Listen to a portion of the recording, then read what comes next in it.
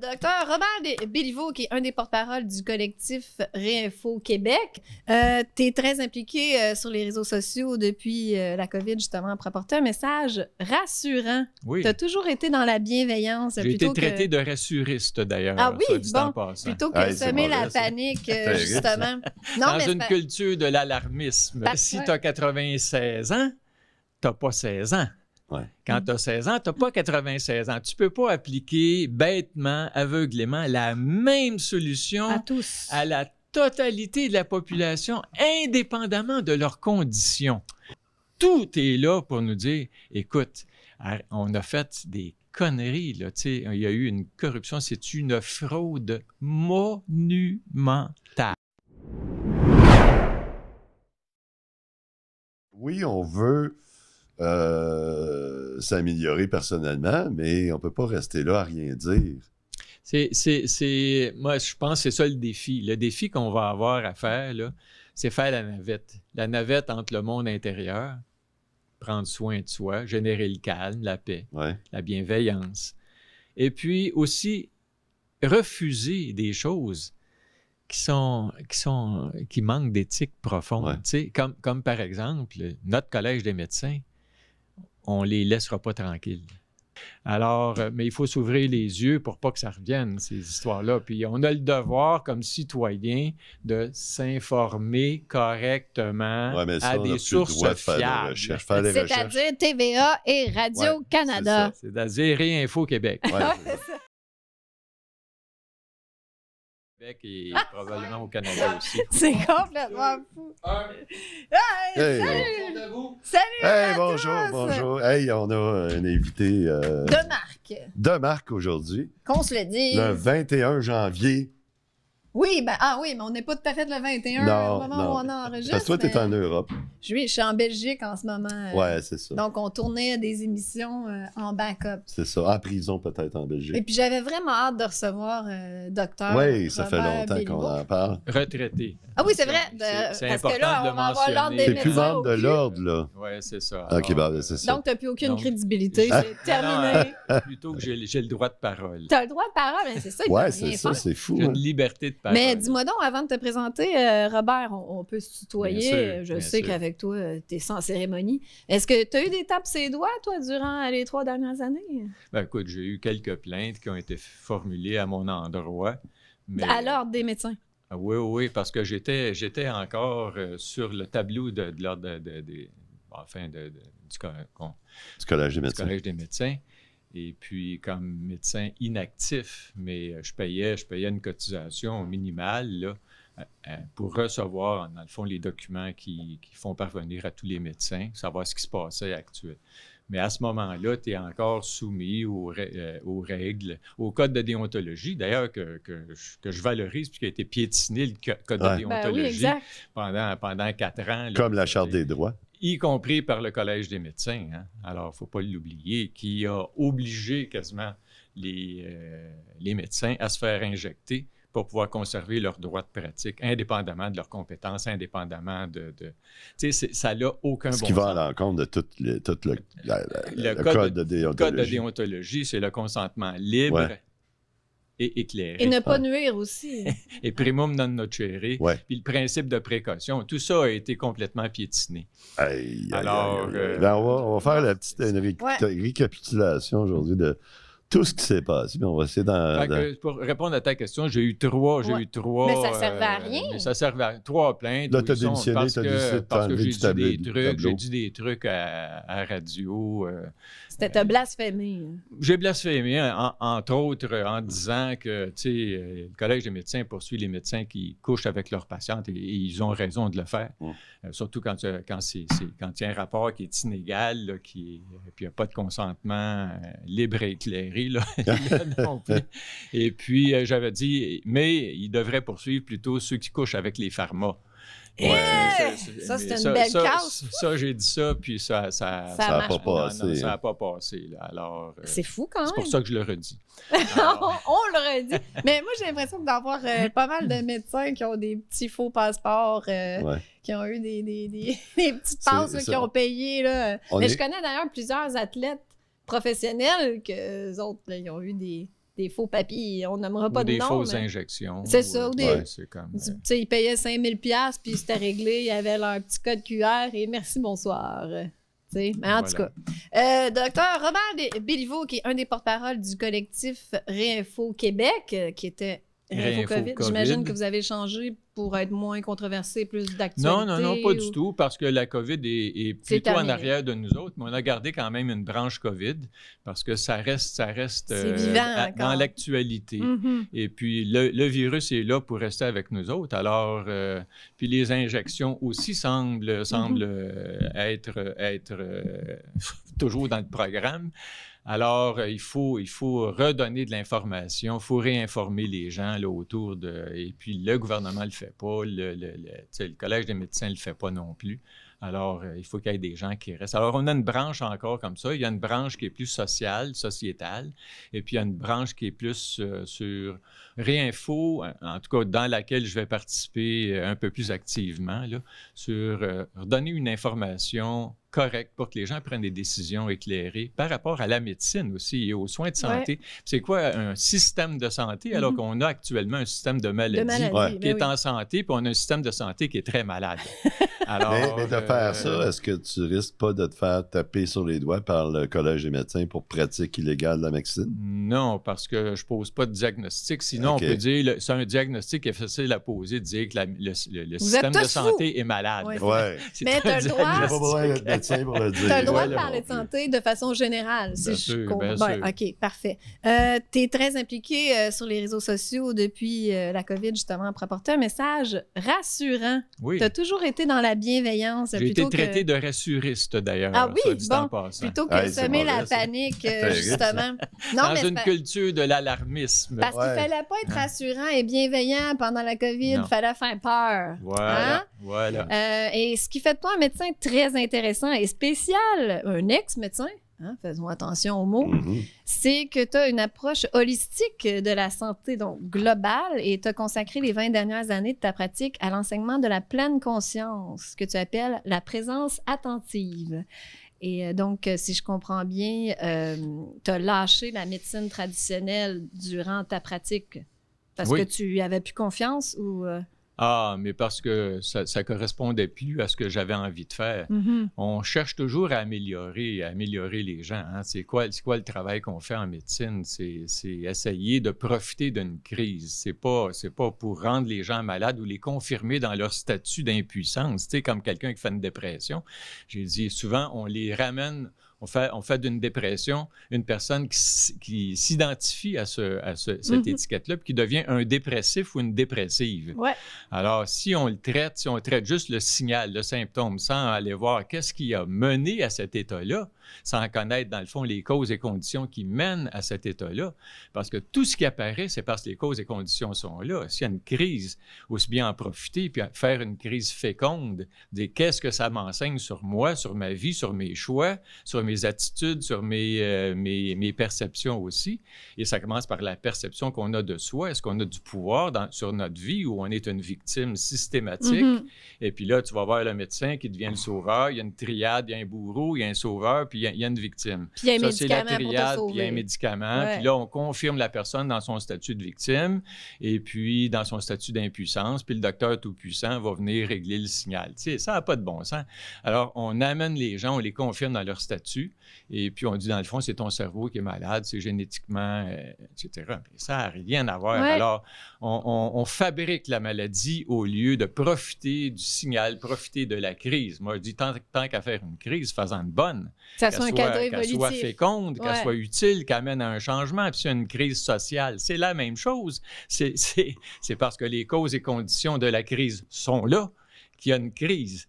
Et puis, c'est pas la COVID qui mène la crise, c'est la perception qu'on a autour de ça. Et puis là, l'hubris dans lequel on se met, là, c'est-à-dire le sentiment qu'on peut avoir du contrôle sur un virus. Je lisais d'ailleurs tout récemment la définition du covidio. C'est quoi un covidio? C'est nous, apparemment. Non. Un covidio, c'est une personne qui croit que le gouvernement peut lutter contre un virus. Ouais. Je pensais que tu allais dire qu'il croit au virus. Qu'un gouvernement peut lutter contre un Robert, virus. tu m'aimeras pas. Moi, j'ai bien de la misère à croire à la théorie pasteurienne des virus qui sautent sur le monde. Là. Non, c'est pas ma tasse de thé. Mais je pense pas que tu adhères à ça non plus, non? Non, mais tu sais, on peut se transmettre, évidemment. Ouais. Là, des micro-organismes communiquent entre eux. On peut se transmettre la paix, on peut se transmettre la peur, on peut se transmettre nos virus. Dans le fond. C'est-à-dire qu'on a une interaction, puis à partir du moment où on a une relation, on a de l'influence sur l'autre, puis on est influencé par l'autre, idéalement, dans une relation saine. Ouais. Alors... Donc, tu serais d'accord pour dire que la contagion, c'est quelque chose d'un peu vibratoire aussi de... Ah, que je t'aime, Robert. Ah, ben là. Je savais, là. T'es mon ami. Dis-moi donc, moi, t'as écrit l'enseignement de la pleine conscience, que tu appelles la présence authentique. C'est quoi ça? Bien, la pleine conscience, c'est le contraire du PA. Le PA, c'est le pilote automatique. Et puis dans nos vies, on est très souvent sur le pilote automatique. Tu sais, tu viens de lire un paragraphe, une page, tu te dis, ouais, qu'est-ce que j'ai lu là-dedans? Là? C'est parce que ta tête était ailleurs. Hein? Vous êtes d'accord avec ça? Oui. Tu sais, où tu conduis, tu dis, où est-ce que je suis rendu? Ça s'est passé en m'en venant ici. À un moment donné, j'ai pris conscience, aujourd'hui, là, tout à l'heure, j'ai dit, mais mon Dieu, ça fait une demi-heure que je conduis puis que je me rendais pas compte que je conduisais. Ouais. Ça fait peur. Ça fait peur. J'étais où, moi, pendant une demi-heure? J'étais un danger sur le pilote public. automatique. Non, pas tant que ça, parce que ton corps est tellement habitué. C'est comme quand tu apprends à conduire, tu es toute là. Tu es toute là. Parce que tu ne maîtrises pas encore. Puis à un moment donné, ça devient tellement naturel que ça devient un automatisme. Ouais. Puis tu es capable de voir autour de toi, puis en même temps penser à autre chose. Alors d'être à la fois vigilant, puis aussi distrait. Alors très souvent, on est sur le pilote automatique. Qu'est-ce que ça veut dire en termes de médecine, de la pleine conscience? Bien, la pleine conscience, c'est d'être conscient que tout ce qui apparaît, c'est parce que les causes et conditions sont là. Puis ton travail, créateur encore. Ton travail, c'est d'aller voir qu'est-ce qui se cache derrière ça. Tu sais, quand tu vois un iceberg, qu'est-ce que tu vois? C'est la pointe de l'iceberg. Tout le reste, là, le gros, ce qu'on voit, c'est la maladie, c'est le signal, c'est le symptôme. Donc, c'est plus du côté psychologique. Derrière, contexte aussi, pas juste psychologique, les contextes dans lesquels on baigne. On veut dire. J'ai un mauvais boss, j'ai un boss toxique. Il y en a des boss toxiques, hein? Il y a des gouvernements toxiques aussi. Alors, il y a des gens qui sont capables de rendre les autres malades en créant des contextes malsains, des contextes où on se met à se méfier les uns des autres ou à essayer, on suggère la délation, par exemple. Et on propose la délation, puis il y a bien des gens qui sont contents de participer à ça, là, puis qui surveillent. Avec Danny Labrec, on parlait d'une expérience qu'il avait eue en 67 en Californie dans une école qui s'appelle l'expérience de la troisième vague, que le professeur a comme refait les conditions dans sa classe de l'Allemagne nazie. Au lieu de leur apprendre, il a recréé ces conditions-là. Extrêmement intéressant. Puis les gens finissaient par se dénoncer entre eux autres. C'est fascinant de voir à quel point la propagande est quelque chose facile à faire. Qui marche. Ouais. Et moi, l'ingénierie sociale, pour moi, ça a été une découverte. Ça a été une de mes grandes découvertes depuis 4 ans. C'est de réaliser à quel point il y a un terreau fertile chez les humains qui sont exposés et surexposés toujours aux mêmes mensonges, finissent par y adhérer, finissent par croire. Mais ça, on le voit. Tu sais, moi, avant la COVID, je me suis toujours demandé comment ils ont fait pour amener tous les gens en Allemagne d'être si conformistes. Mais là, j'ai plus de questions. Hein. Non. Il n'y avait pas un si gros travail à faire, finalement. Non. Mais est-ce que tu La doutais? Peur est l'outil. La peur est toujours l'outil. Ouais. Mais est-ce que tu doutais que les gens dormaient autant avant les 4 dernières années? Oui. Ouais, OK. Tu le voyais dans ta pratique? C'est-à-dire que la plupart des gens, on est conditionnés. Quand tu sors de l'université, tu es médecin, mettons. Là, tu es le formaté. Dieu. Tu es formaté. T'es formaté, oui, c'est ça. Tu n'es pas formé. Ouais. T'es pas éduqué. C'est les patients tu reçois de la formation et non de l'éducation. Ouais. Mais est-ce que tu le réalisais déjà? La vie aussi, il va te former. Ouais. Hein? Est-ce que tu le réalisais déjà à l'université pendant que tu faisais ta médecine ou c'est venu quand cette prise de conscience-là, cet éveil que, oh my God, on est vraiment des robots, puis C'est faux. C'est tout faux, ce qu'on apprend. Tu sais, j'avais réussi pas mal tout ce que j'avais entrepris, moi, dans la vie. Là, tu vois, enfin, ce qui était à ma portée. Je n'ai jamais réussi à être un champion de tennis parce que je n'avais pas cette habilité-là. Mais tu sais, je voulais devenir médecin. Je suis devenu médecin. Je me suis marié à un moment donné, puis ça a foiré. Alors, je me suis ramassé avec un divorce. Et puis, ça a été pour moi un échec monumental dans ma vie parce que c'était ce que j'avais de plus précieux. Puis je voyais que j'étais pas habile. J'étais pas habile à ce niveau-là. J'étais un handicapé relationnel. J'avais appris à écouter, mais je n'avais pas appris à m'exprimer, à comprendre mes besoins. Tu sais, puis là, j'ai réalisé que ça affectait mon sommeil, ça affectait mon appétit, que mon moral. Cette relation-là, ce bris de relation-là, ça a été pour moi un éveil dans le sens où c'est pas parce que tu veux que tu peux, Robert. Pour pouvoir, il faut vouloir d'abord. Mais le vouloir ne suffit pas. Il faut aussi être habile sur le plan relationnel. Puis j'ai réalisé, je ne l'étais pas. J'étais pas bon d'un conflit. Je mettais le conflit en dessous du tapis. Avec ma conjointe actuelle, Chantal, non, tu fais pas ça. Il faut se parler. Il faut que je te parle. Il faut qu'on se parle. Je pense que c'est peut-être ça, la pleine conscience, c'est de réaliser qu'on a des limitations puis qu'on peut les changer. On peut les changer parce qu'à un moment donné, tu apprends à dire oui. Moi, j'étais bienveillant par définition. J'étais quelqu'un d'engagé aussi. Ouais. Et puis, fait que la capacité de dire oui, j'avais ça, mais j'étais aussi incapable de dire non. Alors, puis ça, il faut apprendre ça, parce que sinon, tu es à la merci de l'autre. L'autre, il fait juste une demande. Il ne t'oblige pas, il ne te force pas. Là. Il te fait une demande à laquelle tu peux dire oui, à laquelle tu peux dire non, mais il faut le savoir à un moment donné. Puis si on a juste appris à répondre aux besoins de l'autre, puis tu t'oublies dans l'équation, tu vas te ramasser en petite cuillère. Un jour ou l'autre, plus tôt, plus tard, ça va te ramasser. Alors, c'est ça, quand je parle des causes et conditions, ça prend des habiletés pour... Puis les habiletés, on les a pas. On a un potentiel de les développer. Mais si on le fait pas, si on saisit pas l'occasion, on dit « Hey, je suis pas bon là-dedans, il faut que je développe ça. » Tu sais, la gestion du temps.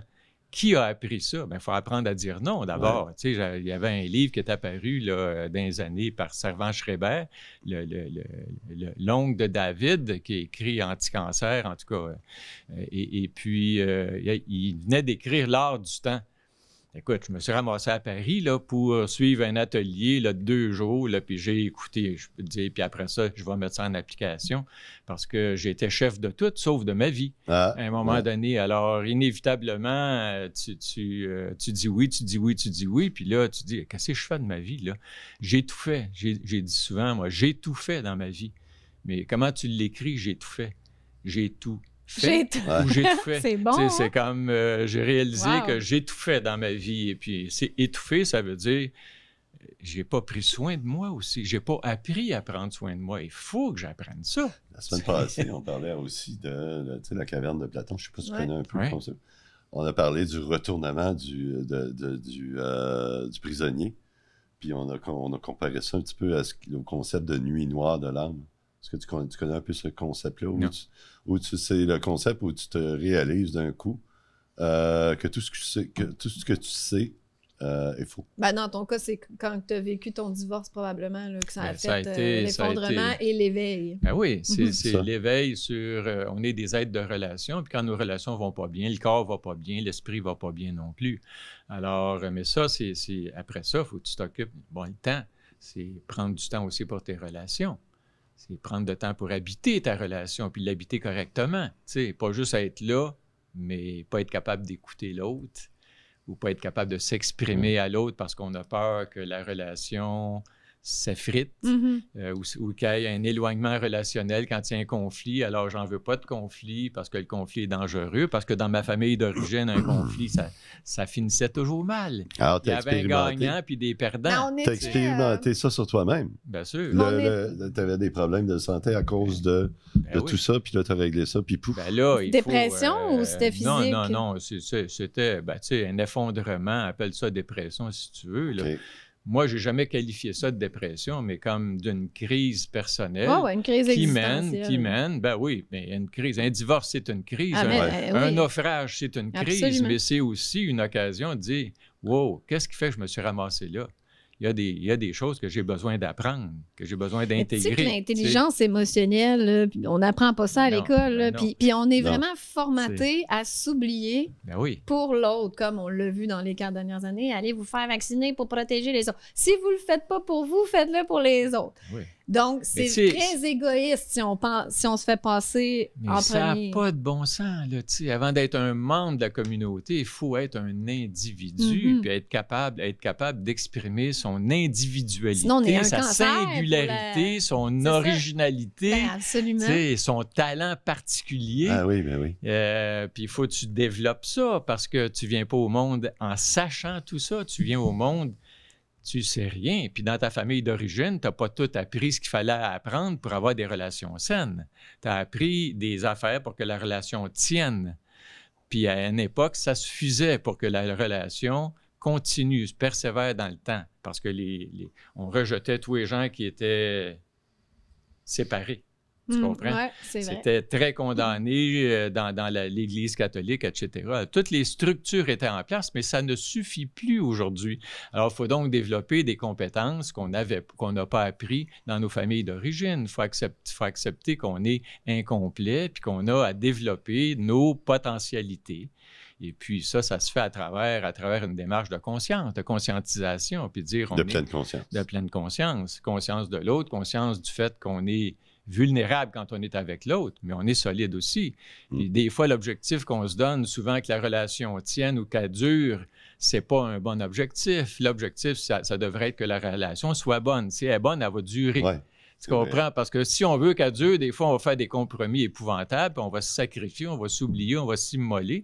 Puis c'est vrai aussi avec la relation avec son docteur ou avec le gouvernement. Tu sais, on tient à ce que le gouvernement nous sauve. Tu sais, on a une idée, des fois... Moi, j'aimerais ça divorcer du gouvernement. Ben oui, parce que quand tu te fais infantiliser par ton gouvernement... puis que tu es un bon citoyen quand tu es un citoyen obéissant, plutôt qu'un citoyen mature, adulte, réfléchi, responsable. C'est les mots de Dominatrix. Geneviève Guilbeault. Il fallait être docile. Docile. Voilà. Elle t'a dit tout à l'heure que toute maladie, il faut aller chercher la cause. De toute évidence, c'est pas ça que la médecine fait, mais au niveau individuel, mais au niveau de la société, c'est quoi que ça nous fait découvrir tout ça au niveau de la société? Parce que là, ce qui est apparent à la pointe de l'iceberg, ça a été la crise, mais tout ce qu'il y a en dessous, c'est quoi que ça a révélé comme cadeau évolutif, admettons, pour la société? Bien, que moi, je dis, tu sais, mettons qu'il y a un virus, là. Imaginaire. Imaginons qu'il y a un virus. Ouais. Appelle ça coronavirus. On va peut-être des exosomes à quelque part. Il y a un humain, puis il y a un vaccin. Ouais. Tu comprends? Ouais. C'est une triade, là. Oui. Hein? Mais là, on a oublié qu'entre le vaccin et puis le virus, il y a un humain. Et cet humain-là fait toute la différence.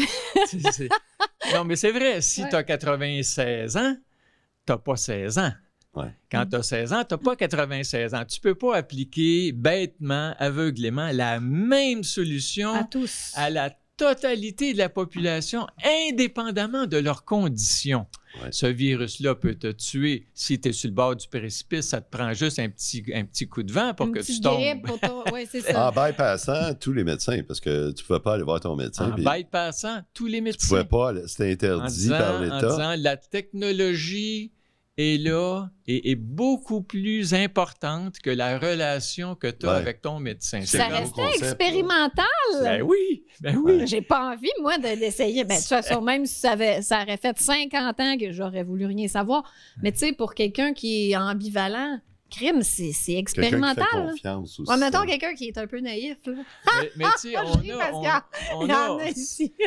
on est dans une culture, tu vois, où la technologie progresse à un rythme effréné. Ouais. On a l'impression que la médecine, c'est la même chose. Mais non, il faut faire attention parce que, tu sais, un traitement... moi, j'avais mon professeur de pharmaco que j'avais à l'Université de Montréal, Pierre Biron, qui est un gars extraordinaire. Et puis, Biron, il disait, avant de prendre une substance, attends au moins 7 ans qu'elle soit sur le marché avant de prendre ça. À moins que ce soit le seul traitement et que ta maladie soit à ce point grave que tu risques d'en mourir. Ben là, on avait l'hydroxychloroquine qui était là depuis 70 ans, je pense. Puis là, c'était bien dangereux soudainement. D'un coup, ils sont devenus dangereux. Fait que là, la théorie, elle ne fonctionne pas dans ce cas-là. Mais c'est pour ça que je dis qu'il y a une corruption systémique actuellement.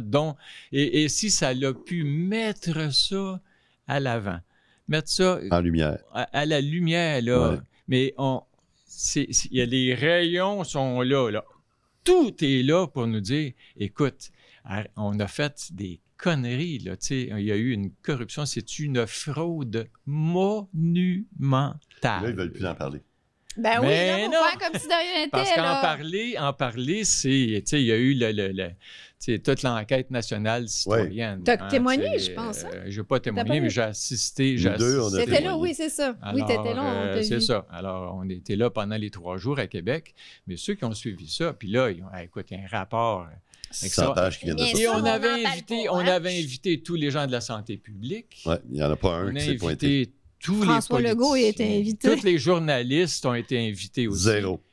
Personne ne s'est présenté. Aucun. Personne ne s'est présenté. À quel point c'est malhonnête. T'sais. Mais c'est encore une fois la preuve mais on le sait, on le savait.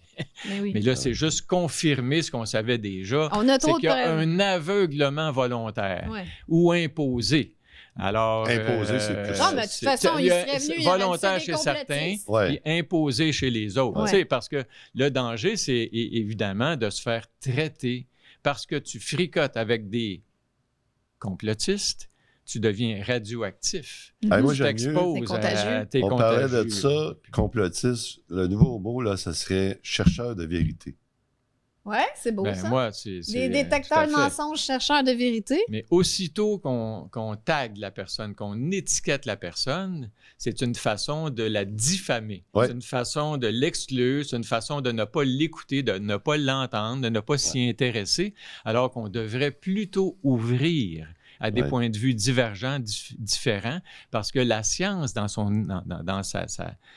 sa mission, c'est toujours de questionner. C'est le doute. Oui, le monde disait moi, je pas de répondre aux questions, science. de questionner les réponses.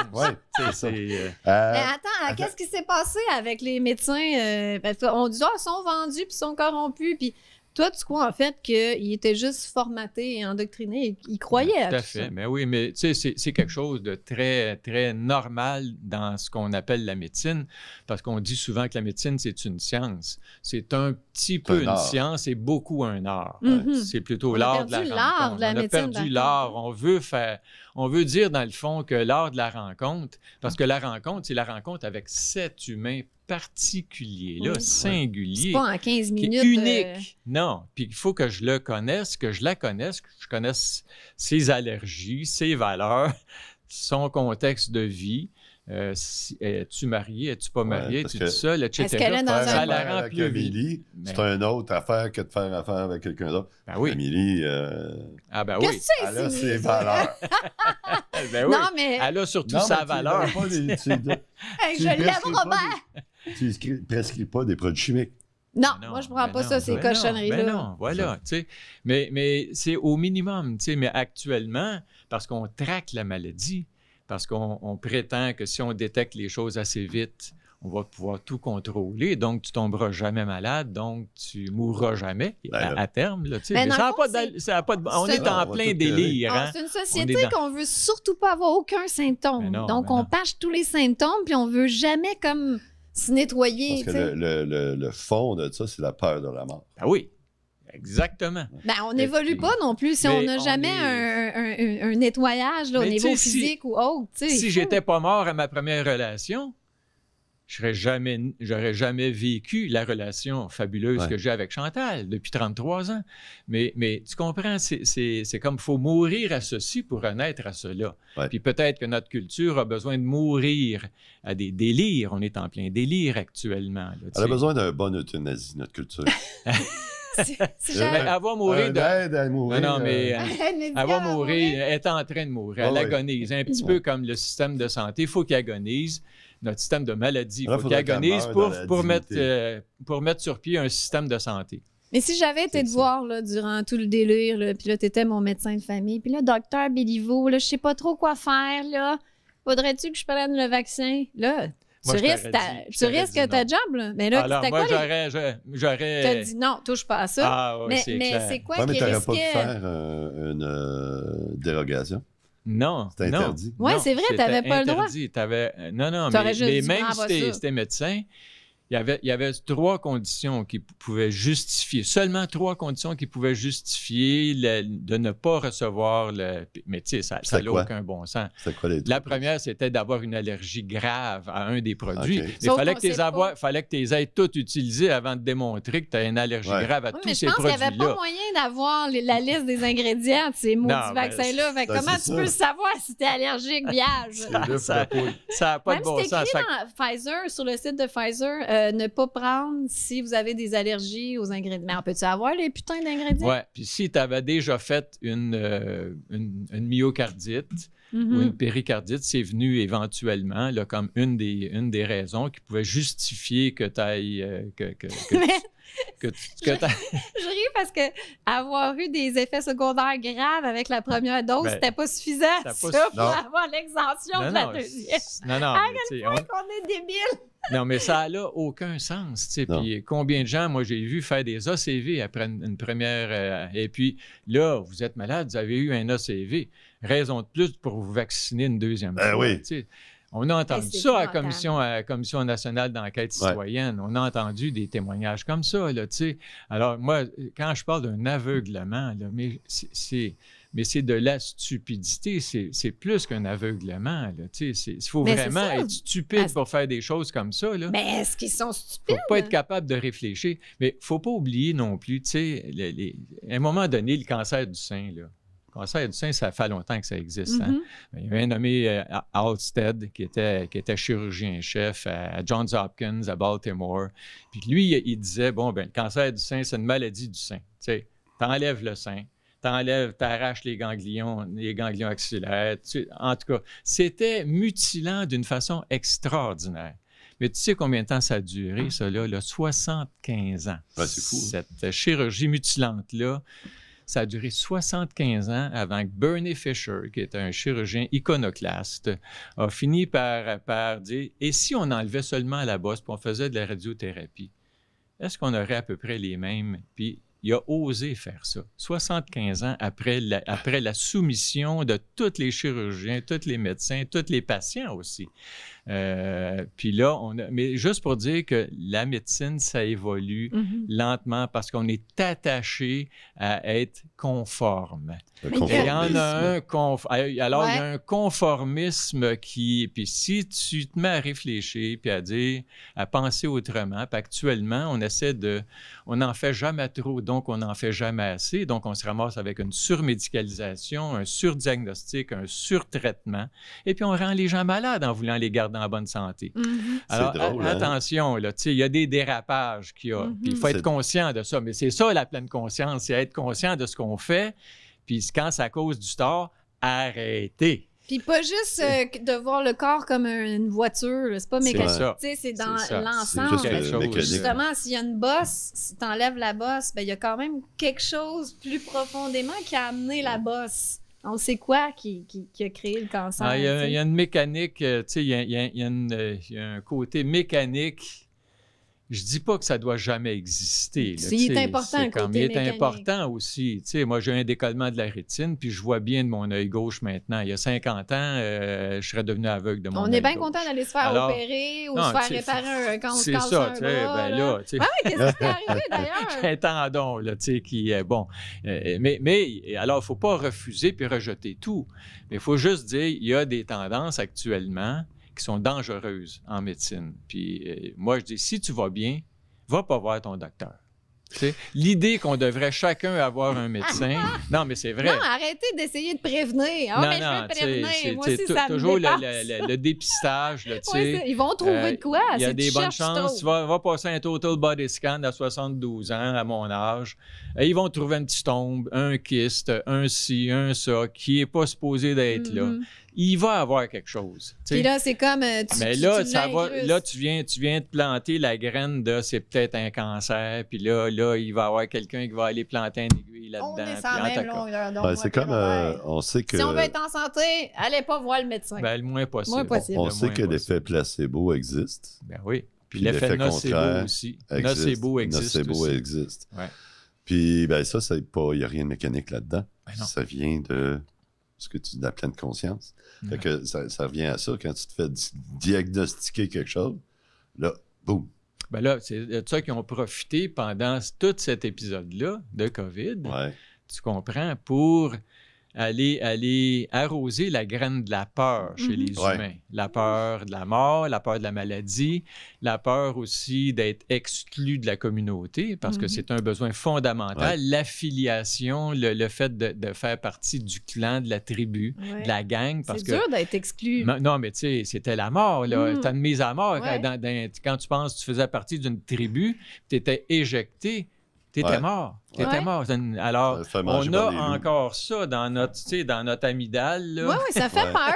C'est la peur. Pas les amygdales, là. Ça fait peur. La peur fondamentale, c'est d'être seul, puis de mourir. Parce que si tu te retrouves seul, tu meurs. Il y a du monde comme moi, toi. Oui. On s'en est collissé de cette peur. Je m'en collissais pas, mais je ne pouvais pas aller contre mon âme. Il a fallu encore trouver. Moi, je me rappelle d'un moment où j'étais vraiment dévasté, j'étais indigné, mais d'une façon. Écoute, j'en pleurais, là. Ah oui? Disais, oui. De voir le mal qu'on infligeait. Aux enfants, le mensonge, de voir les médecins participer à cette fraude monumentale. Tous les collabos qu'on aime, qu'ils font. Les gens qu'on aime, qui nous ont rejetés aussi, condamnés, méprisés, parce qu'on n'acceptait pas de se faire injecter. Moi, en tout cas, mais en même temps, je laissais les gens, je l'ai dit, je le répète, il y a 2 de mes 4 enfants qui se sont fait injecter pour des raisons qui leur appartiennent et que je respecte. Alors, je ne méprise pas les gens qui se sont faits. Je les aime, mes enfants, puis je les embrasse de la même manière, injectés ou pas. Et puis, alors, je ne juge pas les gens en fonction. Puis, il faut arrêter de juger, puis mieux comprendre des conditions qui ont mené à cette injection-là. Et moi, j'aurais probablement accepté, ou possiblement accepté, de me faire injecter si mon beau-père avait été encore vivant à 92 ans. Et que ça aurait été une des conditions pour ne pas l'abandonner, ça aurait été de me faire injecter. Il y a des bonnes chances. J'ai trouvé une solution. Moi, je me faufilais à l'hôpital quand même. J'aurais peut-être fait ça. T'aurais trouvé une twist. J'aurais peut-être trouvé une solution. T'inquiète pas, j'ai trouvé une twist. Mais je veux juste dire, je me serais posé la question un peu plus. Alors, c'est pour ça que je dis, je ne suis pas en train de juger qui que ce soit, là, mais sinon, ceux qui ont manipulé, ceux qui ont utilisé les outils de la propagande pour générer une société toxique, malade, où on a fait 2 groupes, on a essayé de diviser la population, puis il n'y a pas une personne, il n'y a pas un Québécois qui n'a pas souffert dans ses relations, au moins certaines de ses relations pendant ces années-là. Penses-tu qu'il y a une raison? Et c'est dangereux. À tout ça? Comment? Penses-tu qu'il y a une raison qui ont fait tout ça? Écoute, là, on arrive dans le complotisme. Là, on arrive dans le domaine des opinions. Plus que des explications. Moi, j'aime bien les certitudes, puis j'en ai pas gros.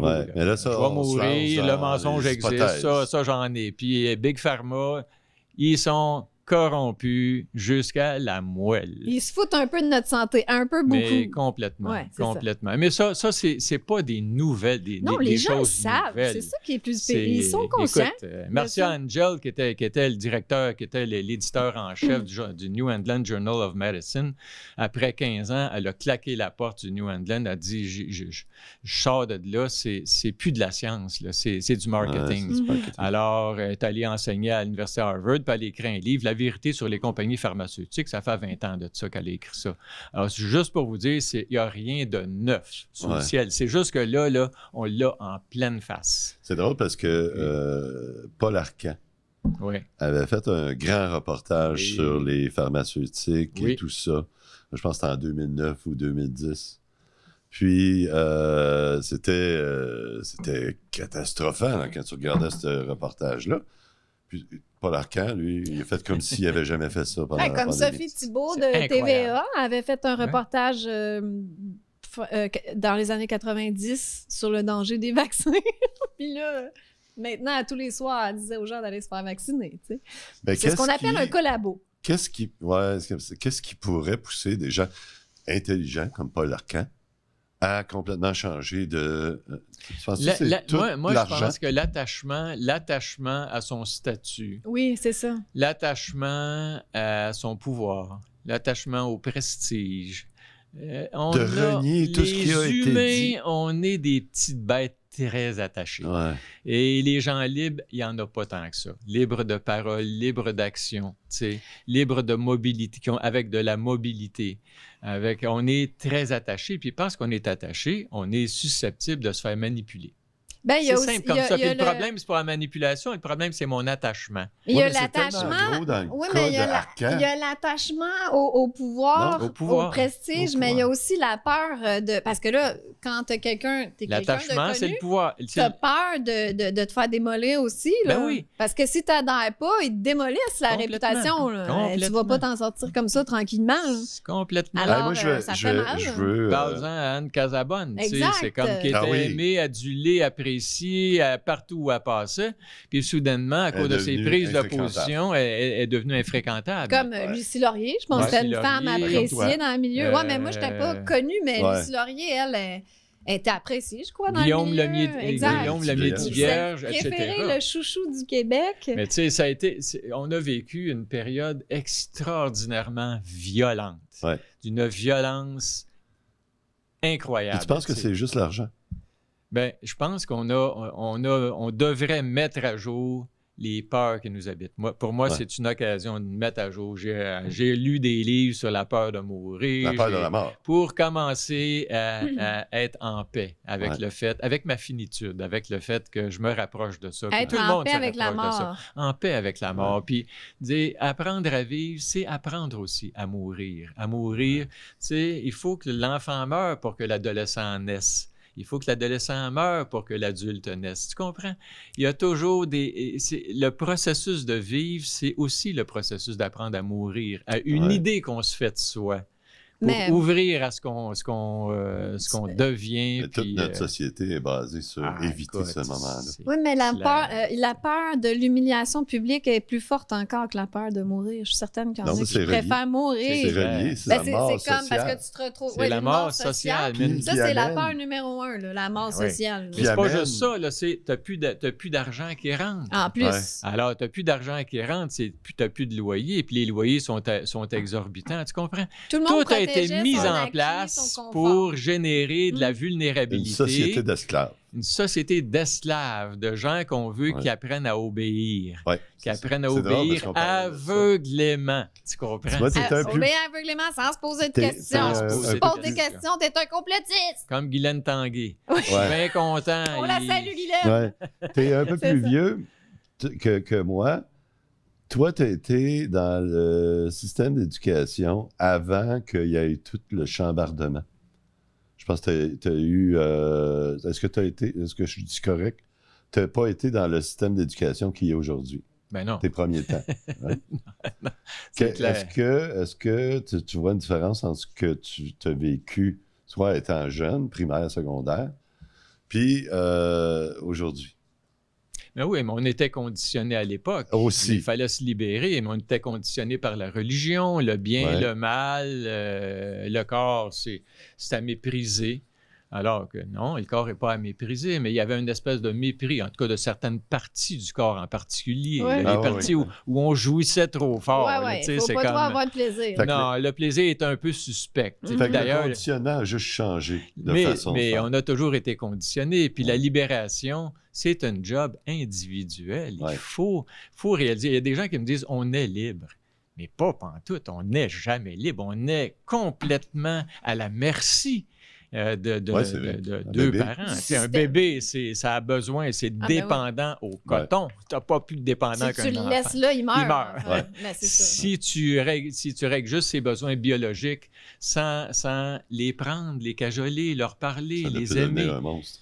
Il peut mourir. Et puis, alors, dans des orphelinats, ils ont fait des expériences, justement, donner des bouteilles aux enfants, mais sans qu'il y ait ce contact physique. C'est terrible. La peau et le toucher là, d'Ashley Montague, c'est le premier langage, c'est le langage du toucher. Alors, puis là, on n'avait plus le droit de se toucher. On n'avait plus le droit. Il fallait s'éloigner de 2 mètres les uns avec les autres. On enfermait les enfants dans des cages. Mais c'est d'une violence. Et on a participé à ça au nom de quoi? Au nom de la peur. Ouais. Oui. Alors, c'est la peur qui est... Je dis, si on a une job à faire, c'est de se libérer de nos peurs. Et puis, on ne peut s'en libérer qu'en les mettant à jour. C'est pour ça que je dis la conscience est notre outil. Mais ce qui m'a marqué aussi, c'est le fait qu'on voulait isoler les personnes âgées. Non seulement c'était absolument cruel, parce que pour la plupart, n'avaient rien à foutre de la COVID. Eux autres, ils avaient besoin du contact de leurs enfants, leurs petits-enfants. Mais c'était de couper avec la sagesse de la société. Oui. C'est eux qui sont porteurs du vécu de la sagesse. Puis il ne faut surtout pas qu'ils te rendent. Il ne fallait plus qu'il y ait de réunions familiales à Noël. Il ne fallait plus qu'on se rencontre, qu'on discute en famille. C'était épouvantable. Et puis les gens ont adhéré à ça en pensant qu'ils étaient des bons citoyens puis qui empêchaient grand-maman de mourir. Et puis, tu sais, il y a une science qui n'est pas si... La neuropsycho-immunologie. Le lien entre le neuro, le psycho, puis le système de défense qu'on a. Un système de défense, ça fonctionne bien quand c'est nourri. Puis les liens sont bons pour le système de défense. Alors, quand tu touches aux liens, tu touches au système immunitaire. Tu affaiblis ton système immunitaire au lieu de le renforcer. Alors, tout ce qu'on a fait en santé publique, en santé avec un point d'interrogation public, moi que j'appelle la santé biblique, parce qu'elle se pense détentrice d'un savoir divin, total, et puis que tout le monde doit se soumettre à leur système de croyance, à eux autres, un instant. Ben, c'est ça, on a fait un instant. On a reculé face à la religion, puis on est revenu au point de départ. C'est ça. Alors, on est rendu avec la religion de la science, qu'on appelle du scientisme. Ouais. Alors, tu sais, non. La science, c'est l'art de débattre. Donc, ça prend constamment des débats entre différents scientifiques, surtout dans une science aussi molle que la médecine, parce qu'on a affaire à quelque chose de très complexe. C'est pas 2 corps qui... Tu sais, la science physique, là, tu donnes un coup de billard à la boule, tu le sais où elle va se rendre. Un humain, tu sais pas où il va se rendre. C'est organique, c'est pas... C'est ça. C'est vivant. C'est vivant. Ça a des émotions. C'est imprévisible. C'est comme ici. On prépare une rencontre. C'est pas ça qui se passe, pas en tout. Bien raison. Moi, je veux retourner en arrière un peu. Oui. Avant le 13 mars, quand on a commencé à entendre parler, là, il nous a montré des images des Chinois qui tombaient dans les rues. Tu te souviens de ça? Je me souviens pas de ça parce que j'étais en voyage. T'étais où à ce moment-là? J'étais au Myanmar, puis après ça en Thaïlande. Puis là, au mois de mars, le 13 on est revenu le 13, on est revenu le 13 mars, nous autres. Parce que vous êtes 12 mars. Non, on avait prévu ça, mais on avait prévu passer par la Chine, puis finalement, on a été détourné, on est passé par le Japon. Plutôt, mais on est arrivé ici, puis moi, tu sais, puis là, il nous recommandait de s'isoler. Mais on ne s'est pas isolé parce qu'il y a un de nos fils qui venait justement d'être... Il allait se faire assermenter le lendemain de notre arrivée ou le surlendemain de notre arrivée comme avocat. Alors, on ne voulait pas manquer ça, évidemment. Et puis, alors, on s'est rendu sur place. Et puis, mais on a été mal perçus par certains de nos amis qui disaient « Ah, ils n'ont pas... » Mais ils nous avaient suggéré à ce moment-là, pas imposé. Et puis nous autres, comme on se sentait bien, on n'avait aucun symptôme, pas de toux, rien, pas de mal de gorge, pas de fièvre, rien. Tu sais, c'est comme, on n'est pas susceptible de transmettre rien quand on n'a aucun symptôme. Alors qu'on nous a vendu l'idée que... Oui, ça, c'était nouveau, hein? C'était une autre affaire, c'était une autre belle invention, ça. Quand t'avais pas de symptômes, là, t'étais dangereux! T'étais dangereux, parce que tu peux transmettre une maladie que t'as pas. Incroyable, les tests, là, tout le monde passait des tests. J'ai fait le test, puis j'ai la COVID. C'était comme un trophée, à un moment donné, hein? Ça n'a pas d'allure. Comment est-ce que tout de suite, le 13, là, quand on dit on ferme tout, là, est-ce que tu te soupçonnais déjà qu'il y avait un méchant problème? Ah ben écoute, moi, tout de suite, mon détecteur de bullshit, il a allumé. Là. OK, bing, bing, bing. Là, là, tout de suite, quand j'ai vu Legault arriver, là. comme un guerrier. Là. Le sauveur du Québec. Le sauveur du Québec, Ouais. c'est comme celui qui était pour trouver les bonnes façons de voir, de faire face. C'est une guerre. Ouais. Puis un État guerrier, ça demande à la population de suivre. Ouais. Hein? Ça te ramène plus au niveau du citoyen, mais au niveau du guerrier. Donc, il y a un chef là, qui va te dire où aller frapper, quoi faire précisément. Tu as perdu ton autonomie, ta capacité de réfléchir, puis comme dans l'armée, dans le fond. Comme l'armée, c'est exactement Ouais, ça. C'est un système pyramidal, l'armée. Hein? Mm-hmm. Alors, en bas, il faut que tu écoutes. Tu es les guerriers, tu es ceux qui s'en vont au front. T'es éjecté, tu peux te faire traduire en justice, puis même à l'époque, en tout cas dans la Deuxième Guerre, en Russie, si tu participais pas à l'effort de guerre, tu te faisais flinguer. Ouais, Alors, au goulag. Au goulag. Alors, c'était pas jojo, là. Alors, c'est ça qui s'est passé ici aussi. Et puis quand je dis des affaires de même, les gens me disent « Ben voyons donc, t'exagères pas un peu? » Ben non, regardez ce qui s'est passé. Ouais. Puis il y en a qui en ont subi là, les conséquences, puis qui vivent encore avec les conséquences, qui ont perdu un proche à cause des vaccins, qui ont tué des gens, qui ont abîmé des gens aussi. Et puis surtout les relations, pour moi, qui ont été très abîmées. Et puis ça, c'est pas bon pour le système immunitaire. Mais c'est surréaliste dans ton cas. Tu sais, dans notre cas, mettons, on connaît rien, nous, on est des sous-merdes. Ouais, mais je veux dire, toi, t'es médecin, là. Puis même, en tant que médecin, t'étais pas crédible. Ah ben non, on n'est pas crédible parce qu'on donne juste... qui est médecin, on donne toute la crédibilité à qui? À quelques experts qui, ne l'oublions pas, sont experts de ceci et ignorants de tout le reste. Ouais. Alors, puis ça, on oublie ça, qu'un expert, c'est d'abord un ignorant avant d'être un expert. Il est expert d'une petite partie. Mais tout le reste, là, il s'en occupe pas. Alors, ça prend des gens qui remettent en lien tout ça. Dire, un humain, attention, là, il y a un virus. Mettons qu'il y a un virus, il y a des humains, puis on ne peut pas se comporter de la même manière avec tout le monde. Si on a une foi aveugle dans la vaccination, le vaccin, par définition, c'est bon. Mais d'abord, ce n'était pas des vaccins, c'est une thérapie complètement nouvelle, là, avec une plateforme tout à fait nouvelle, ARN messager. On n'avait jamais utilisé ça chez des humains. Ça fait 20 ans qu'on fait des recherches là-dessus. Jamais on n'a pu mettre ça sur le marché dans des conditions normales. Alors, pourquoi? Parce que ça ne tenait pas la route. Ça n'avait pas, c'était ni efficace, puis c'était surtout dangereux. Mais là, on a créé des conditions pour mettre ça sur le marché, pour que les compagnies soient complètement immunisées sur le plan légal. Et puis, parce que c'était en situation d'urgence. C'est pour ça qu'ils ont diabolisé l'hydroxychloroquine puis tous les trucs qui fonctionnaient. Là, oui, parce que s'il y a quelque chose qui fonctionne, ils perdent la permission de mettre ça sur le marché. Ils ne pouvaient pas sortir le vaccin, donc ils perdaient des milliards et des dizaines, des centaines de milliards de dollars. Comprenez-vous comment c'est... Ça serait-tu plate? Serait-tu plate qu'il y ait quelque chose qui marche? Alors, on s'arrange pour... Alors, c'est ça qui a donné lieu au Lancet Gate.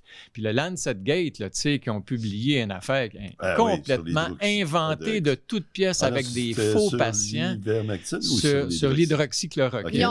C'est la revue scientifique la plus crédible au monde qui a descendu. Ils sont rétractés quelques jours après. Ils sont rétractés 2 semaines plus tard. Les gouvernements ont fait comme si l'hydroxychloroquine n'était pas bonne parce qu'on avait démontré ça. On n'avait pas démontré ça avec une étude bidon, mais complètement inventée. Qui a payé pour ça, cette étude-là? C'est la question. Qui et pourquoi? Et pourquoi? Ben, tu sais, c'est des gros sous. Follow the money. C'est pas compliqué, hein? J'ai de la misère à penser que c'est juste l'argent. Non, c'est pas juste l'argent. Au niveau du petit peuple, il y a quelque chose en haut qui... L'argent, c'est important. C'est important pour les gens qui n'en ont pas beaucoup. Pour les mettre confort. Mais pour les gens qui en ont beaucoup, c'est pas l'argent qui est important, c'est le pouvoir.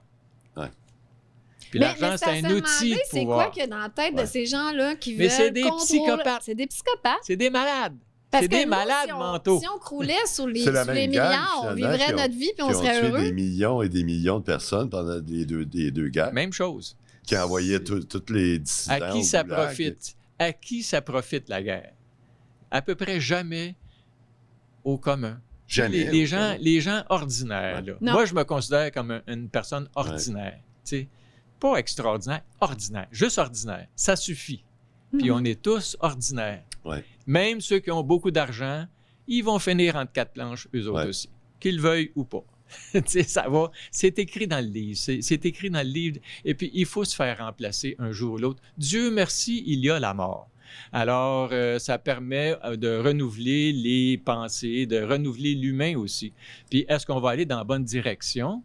En direction de l'autonomie, de la responsabilité, de la liberté, de la joie, de la paix, de l'amour, ou on va basculer dans le sens du contrôle, du pouvoir, de la peur. De la soumission. La soumission. Et avec la technologie, ouais. la technologie qui évolue à vitesse extraordinaire, ben là, ils ont tous les moyens de contrôler tout le monde. Tout à fait. Puis là, ben, c'est ça. Et ça, c'est apeurant. Ouais. Vraiment?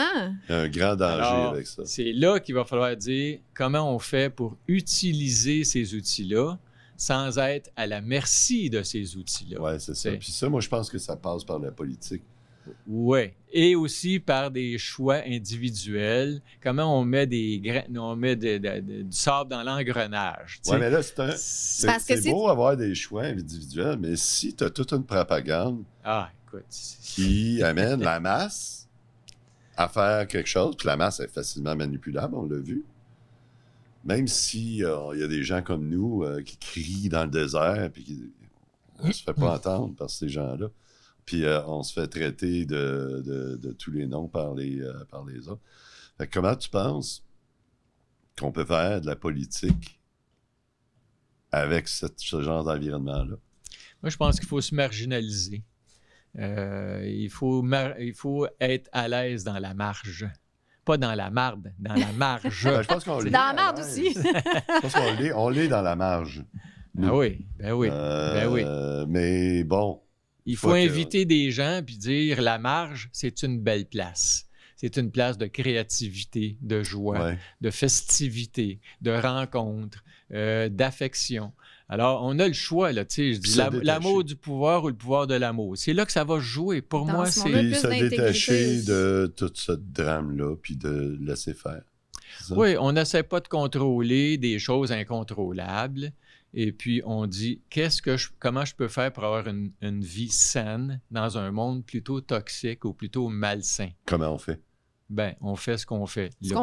On favorise le développement de la conscience, le développement de la responsabilité. Responsabilité, c'est responsibility. La capacité de répondre à une situation. Tu sais? Pas de réagir, de répondre. De répondre, ça veut dire être dans la paix, préserver sa paix, préserver la paix dans nos relations autour de nous autres, et puis dans la joie, puis dire, on a le droit de vivre autrement, mais on ne pourra jamais vivre complètement séparément.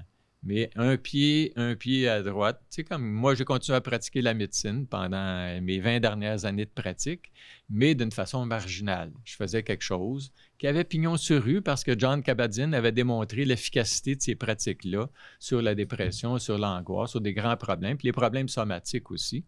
Alors, c'était bien balisé. Et puis, mais c'était encore très marginal de faire ça pour un médecin de famille. C'était de quitter ma pratique, quitter ce dans quoi j'étais à l'aise aussi, puis qui était payant pour aller vers quelque chose de moins payant, mais de plus gratifiant, plus gratifiant sur le plan de l'interaction puis de l'intervention, parce que je voyais les gens se transformer. Tu sais pourquoi? Parce qu'on devient ce qu'on pratique. Quand on pratique la paix, on devient paisible. Quand on pratique le calme, on devient calme. Ouais. Quand on pratique l'angoisse, on devient peureux. Ouais. Alors, on devient ce qu'on pratique. Ce qui pousse, c'est ce qu'on arrose. Puis c'est drôle parce faut arroser les bonnes graines. L'angoisse, c'est la façon normale des choses. Maintenant, tout le monde est angoissé. Ben oui. Mais tout le monde est angoissé parce que tout le monde est attaché. Alors, il faut essayer de se libérer aussi, de dire où sont mes attachements. Puis Chantal, la question qu'elle m'a posée, au moment où je n'étais pas sûr de faire le bon choix, je suis en train de me saborder, de me saboter, de saboter ma carrière en voulant être autre chose que ce que je suis, en sortant des balises, puis tout ça. Et puis, elle dit, on va arriver tout le monde un jour ou l'autre à notre lit de mort, hein? Ouais. On ne se dira pas, puis très, très peu de personnes, il va falloir que tu dises « j'ai fait ce que j'avais à faire ». Alors, qu'est-ce que tu ferais si tu n'avais pas peur? C'est embarrassant, arriver de tu meurs, puis tu tu regrettes ce que tu as fait. Là. Tu regrettes parce que tu as eu une occasion, puis tu es passé à côté. Tu es passé à côté d'une occasion d'aimer ou tu es passé à côté d'une occasion d'aider vraiment avec ce que tu es devenu. Pas ce que tu étais à la fin de la faculté de médecine, là, avec ce que la vie t'a amené, avec les gens que tu as rencontrés qui sont venus t'aider à te transformer, parce qu'on ne se transforme pas tout seul, c'est parce qu'on a rencontré des gens inspirants, des gens qui sont venus. Moi, j'ai rencontré Thich Nhat Hanh, j'ai rencontré le Dalai Lama, j'ai rencontré des gens, donc je me suis intéressé au bouddhisme, à la sagesse bouddhique, et puis à la pertinence de ces sagesses-là dans notre monde contemporain occidental. Comment on fait pour devenir un peu moins énervé, dans un monde énervant puis énervé. Est-ce qu'on n'a pas lâché la religion pour avoir une religion d'État, puis là, ben, on retourne peut-être dans la vraie religion, qui est de relier, puis d'essayer de trouver la sagesse individuelle. Oui, puis redonner du sens à nos vies, redonner du sens à donner une direction à nos vies. Puis la direction, c'est l'autre. C'est un rapport bienveillant avec l'autre, un rapport compatissant avec l'autre, d'essayer de transformer la souffrance. La souffrance existe, mais moi, la souffrance naturelle, ça ne me gêne pas. Il y en a une souffrance inhérente à la vie, dans le corps, dans le cœur, dans les relations. Très rares sont les gens qui n'ont pas été trahis, qui n'ont pas été abandonnés, qui n'ont pas été blessés dans leurs relations. Après ça, comment je fais pour guérir ça? Puis devenir ce que je souhaite voir dans le monde, ce que Gandhi nous disait, deviens le changement que tu veux voir dans le monde. Tu veux voir un monde honnête, deviens honnête. Tu veux voir un monde généreux, deviens généreux. Amélie, puis là, tu parles de naturel. Amélie, tu parlais on a parlé souvent de la dame là, qui s'est faite poursuivre produits naturels. Comment ça s'appelle? Annie Junot. Annie. Oui, tu connais? Oui. Bon, ben, j'aimerais ça. Parce qu'il y a un problème là-dedans, puis là, elle va en appel. Sa décision s'est faite condamner, là, puis là, elle va en appel. Puis j'ai écouté ce qu'elle a dit, puis c'est assez extraordinaire. Vous, les médecins, vous ne pouvez pas prescrire des produits naturels. Bon, c'est-à-dire que oui, tu peux suggérer ça. Il n'y a personne qui va t'écœurer avec ça. Tu ne peux pas les prescrire. Tu ne peux pas les prescrire. Tu peux suggérer à tes patients. Ben oui. Il n'y a pas de conséquences de ça. Mais en principe, tu ne dois pas référer tes patients à des charlatans. Oui, c'est ça. Mais en même temps, tu sais, c'est quoi un charlatan? Ben, Pfizer, c'est un charlatan, Pfizer? Ben, c'est un gros charlatan. Tu sais, on s'inquiète donc des charlatans des produits naturels, mais des charlatans de Big Pharma, il n'y a pas de souci. Qu'en est-il de ta relation avec tout ça? Puis avec. Est-ce que tu la connais, madame? Annie, tu la connais? Ben, je peux pas dire. Je la connais de nom. Puis j'ai eu l'occasion d'être en lien, en relation avec elle lors d'une rencontre de Réinfo Québec qu'on faisait dans un Zoom, là. Mais je peux pas dire que je la connais intimement. Qu'est-ce que tu penses de son combat? Moi, je pense que c'est un combat qu'il faut qu'elle mène. Il faut que quelqu'un le fasse. Oui. Parce que tout le monde a la chienne. Non, mais tu comprends, à un moment donné, tu es dans un cadre, tu as joué un rôle, puis là, tu n'as pas d'autre choix que de te dresser. Te dresser devant des pouvoirs abusifs, exorbitants, là, tu sais, puis c'est David injuste, contre Goliath dans son cas, là. C'est clair, clair. Mais c'est un peu comme Patrick Provost, avec, qui a osé, qui est un chercheur de pointe, qui est un gars d'une gentillesse. Il est doux et bienveillant. Je parle de Patrick, c'est comme quand je parle de ma conjointe, les larmes me montent aux yeux. C'est des belles personnes, là, tu sais. Pourtant, c'est un complotiste, probablement un charlatan. Là, parce que tu poses des questions, parce qu'il a osé poser des questions. Et puis, un truc qu'on a fait à Réinfo COVID, à l'époque, c'était Réinfo COVID, c'est devenu Réinfo Québec, mais il y a eu une intervention qui a duré une quinzaine de minutes, là, où il témoignait, qui disait qu'il fallait être prudent envers les enfants et les femmes enceintes. Ben, c'est logique. Mais, même pour un non-médecin, c'est un expert patenté de ça. C'est probablement le plus grand expert qu'on a. Et puis, sur les nanoparticules lipidiques, sur l'ARN messager, c'est là-dedans qu'il travaille depuis 20 ans. Alors, mais on le traîne, ça fait 19 journées complètes qui passent comme si c'était un tueur en série. Oui, lui, c'est quoi? On le poursuit pourquoi, au juste? C'est quoi le nerf de la guerre dans son cas? Qu'est-ce qu'il a fait? Ben écoute, c'est d'être allé à l'encontre des mesures de la santé publique, là, comme si c'était Scandale! Mais tu sais, c'est inimaginable parce que c'est dans sa nature de scientifique de douter. Ouais. C'est ça son travail. C'est ça son boulot. Mais il n'a plus le droit de s'exprimer autour de choses qui deviennent un dogme. Ben, surtout qu'il doit le savoir plus que les ticounes à Santé Canada. Là. C'est évident, c'est évident. Puis il n'y a aucun conflit d'intérêt. Non, alors, c'est ça qui est... Mais tu sais, c'est juste pour dire à quel point on est dans un monde qui mène à la corruption, parce que les chercheurs ont besoin de subventions pour faire de la recherche. Hein? Et puis, à un moment donné, Tess Lawrie, qui est en Grande-Bretagne, avait été mandaté par l'OMS avec Andrew Hill, qui est un autre chercheur à l'Université de Liverpool. C'est le chef de la recherche à l'Université de Liverpool. Puis, ils leur ont demandé de faire un état des lieux pour l'ivermectine, l'efficacité ou non pour combattre la COVID. Bon, bien, ils ont produit un rapport, puis ils ont fait état de toutes les études qui avaient été faites sur l'ivermectine, puis la plupart avaient un bilan positif, nettement positif, et puis il y avait une efficacité vraiment réelle avec des effets secondaires vraiment minuscules. Et puis ils ont publié cet article-là. Mais quelques jours avant la publication de ça, ils ont reçu de Unitaid, qui est un organisme... en tout cas, qui donne des subventions. Ils ont reçu un chèque de 42 millions à l'Université de Liverpool. Et puis, bon, ils ont changé juste la conclusion de l'étude. Ah. Les docteurs, ils ne lisent pas l'étude. Ils lisent la conclusion. Ouais, et puis là, ils ont changé la conclusion qui disait, bon, écoutez, on n'est pas certain, on a besoin de plus d'études pour confirmer l'efficacité. Mais on n'a pas besoin de plus d'études pour la vaccination, mais Oups! Hey! On peut-tu avoir une serviette? Pour l'ivermectine, on avait besoin de ça. Mais tu vois, lui, puis moi, j'accuse personne, là. Je fais juste dire...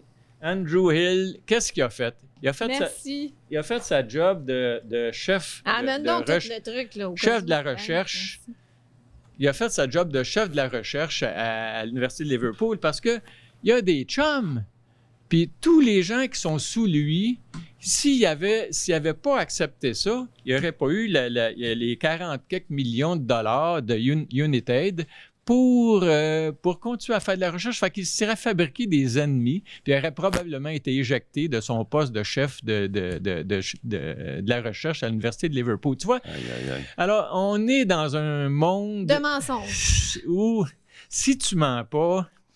tu as de la misère à vivre. Tu ne montres pas vraiment la hiérarchie sociale si t'es on est barré partout parce qu'on dit trop de vérité. Ben, en tout cas, ça doit être difficile d'avoir des subventions, admettons, pour prouver l'efficacité de méthodes naturelles, pour trouver la santé ou les bienfaits du jeûne. Qui va payer pour démontrer les bienfaits du jeûne? Il n'y a pas d'argent à faire pour personne si on jeûne. C'est ça. Mais si tu en fais l'expérience, puis tu vois, c'est un peu comme l'importance de l'amour. Si tu été en amour une fois dans ta vie, tu es tombé en amour, tu n'allais pas bien, tu es tombé en amour, l'énergie que ça te donne, la vitalité, la vibrance, il y a quelque chose qui renaît, il y a la possibilité de fabriquer quelque chose qui va dans le sens de ce qu'on veut vivre. Tu sais, moi, après 2 relations, après 2 divorces, j'avais perdu toute illusion. Quand j'ai rencontré Chantal, je disais, je suis complètement désillusionné, mais je suis nullement désenchanté. Je n'ai pas perdu mon enchantement, ma foi dans la possibilité de vivre une relation saine, nourrissante, gratifiante pour tout le monde, dans laquelle on guérit ce qu'on a besoin de guérir. J'ai guéri la vie de Chantal, puis elle a guéri la mienne aussi. Alors, ma vie était malade. Puis c'était une de mes anciennes patientes, d'ailleurs. T'es illégal? Non, parce que aussitôt que j'ai pris le téléphone, j'ai dit, je ne peux plus être ton docteur, mais je pourrais peut-être être ton docteur. Peut-être. Mais ça a pris du temps avant que ça se passe. Là. Tu sais, ça c'est pas... Mais la confiance, ça se mène. Puis c'est la base d'une relation. Puis s'il n'y a pas d'honnêteté, d'intégrité, il n'y a pas de confiance. S'il n'y a pas de confiance, il n'y a pas de relation. L'amour, c'est un beau médicament. Hein? C'est un extraordinaire médicament. On arrête là. On arrête là, puis on poursuit dans la section membres. On poursuit dans la section membres, parce que là, on a fait plus qu'une heure. Parfait. Mais quelle belle discussion. Je pense qu'on va continuer encore un bon bout de temps dans cette discussion-là. Écoute, on n'a même pas rien dit de ce que tu avais préparé. C'est pas mal ce que tu disais. C'est ça, Chantal a dit. As-tu préparé quelque chose? Dis Chantal. Elle ne doit pas s'ennuyer avec toi, Chantal. Il ne doit pas avoir beaucoup de temps mort. Non, mais Chantal, elle voit un produit là, auquel elle n'a jamais goûté. Là, un petit pot. Là. Ah, regardons ça. J'ai jamais goûté à ça. C'est quoi ça? Elle va l'acheter. Même si ça coûte cher. Pourquoi pas? Elle n'a jamais goûté à ça. C'est la curiosité. Elle est curieuse, mais c'est épouvantable. Et la curiosité, c'est un signe d'intelligence. Oui, mais tu sais, on était en Malaisie à un moment donné, puis les femmes, ils fument des gros cigares, tu sais. Puis il y avait une entreprise qui faisait des cigares, tu sais. Puis elle dit, je vais aller voir ça. Je dis, vas-y, Chantal, moi, ça ne m'intéresse pas de voir comment ils fabriquent des cigares. M'en calisse, là, tu comprends? Je vais m'installer ici. T'es allé avec elle quand même? Je vais méditer, je vais m'asseoir ici, je vais peut-être prendre une bière. Va voir. Puis elle est allée, puis elle a passé 1 heure et demie, puis elle regardait ça, tu sais. Mon Dieu, quel homme extraordinaire! Et puis, à un moment donné, je me suis dit, comment ça se fait qu'elle continue? Elle en a pris juste un, puis elle le garde. Tu sais, c'est moi, tu sais. Ben oui, elle n'est pas curieuse d'essayer plein de choses. D'en essayer d'autres. Oui. Ben alors, on se retrouve dans la section membres, chers amis. Là, Simon, il va me dire, il va me dire, c'est là. On se retrouve dans la section membres, puis on vous invite à devenir membre. C'est juste 3 $ par mois. Et ça nous aide à avoir une régularité aussi, puis de pouvoir payer nos studios.